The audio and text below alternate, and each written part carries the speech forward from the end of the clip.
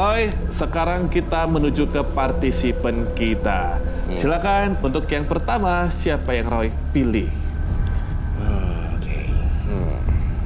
Seseorang yang memasung ibunya sendiri. Apakah ini perbuatan karma baik atau buruk? Tanggal lahir yang Roy maksud adalah? Saya memilih angka kelahiran nomor 21.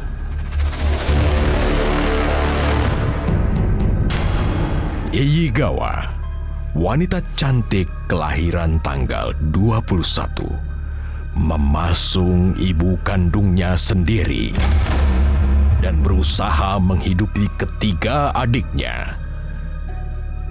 Menurut pengakuannya, ibunya menjadi korban guna-guna dan diganggu oleh sosok gaib.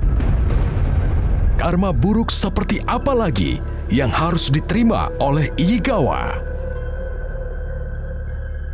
Saya melihat kamu ada adegan yang mengerikan di sini, peristiwa ibu juga, dan saya melihat di balik penampilan kamu yang terlihat ceria, namun kamu adalah sosok yang menangis di dalam hati. Itu yang saya lihat di sini. Dan kamu punya banyak luka batin juga berkaitan dengan keluarga. Keluarga kamu tidak jelas, dan kamu tidak jelas berasal dari mana. Keceriaan dan tampilan fisik yang terlihat kekinian dan modern, tapi itu palsu. Semuanya terdapat karma buruk yang ditanam Iyigawa. Yang Roy lihat, apakah ini memang kejahatannya Iyi atau sebuah keharusan sih, Roy? Sebuah kejahatan yang terjadi karena terpaksa, tetapi memasung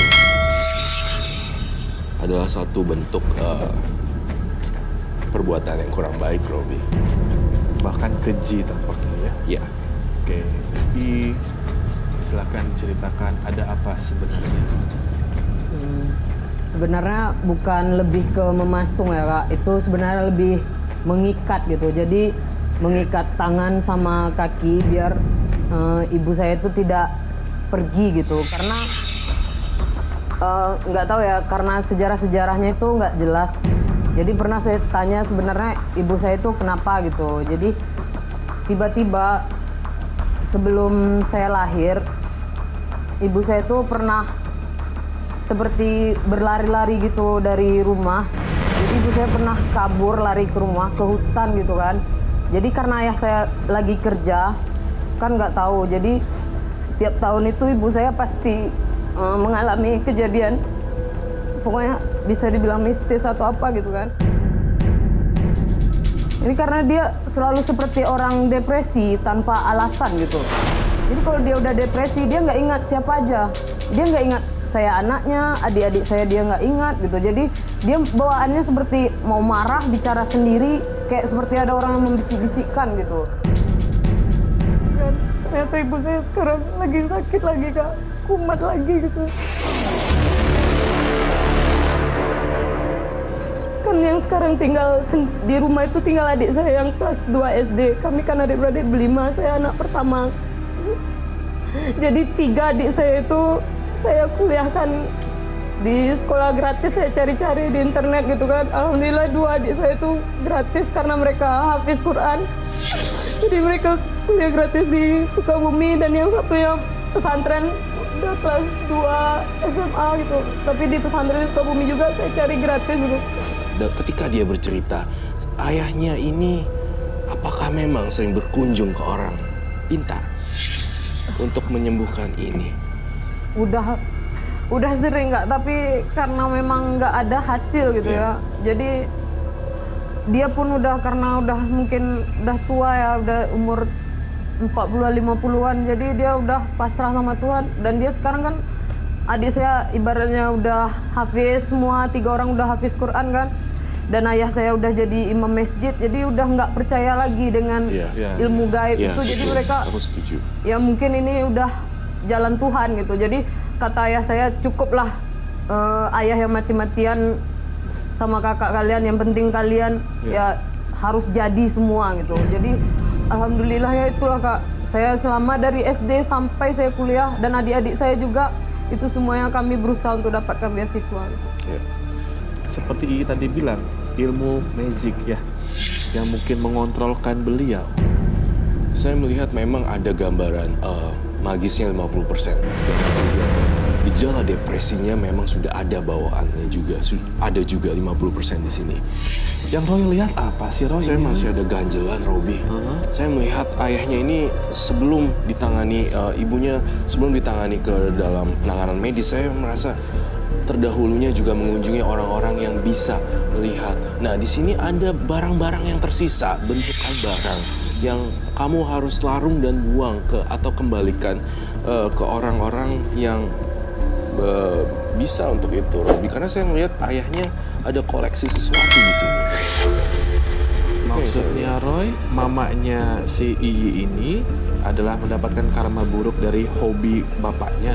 Ketempelan sesuatu dari beberapa benda ajaibnya ayah kamu. Karena saya melihat track record ayah kamu di sini ada bentuk beberapa keris dan beberapa buah batu di sini.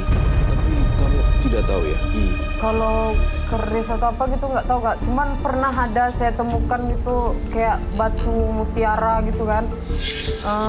Di atas lemari tiba-tiba jatuh gitu di dalam kantong hitam gitu kan.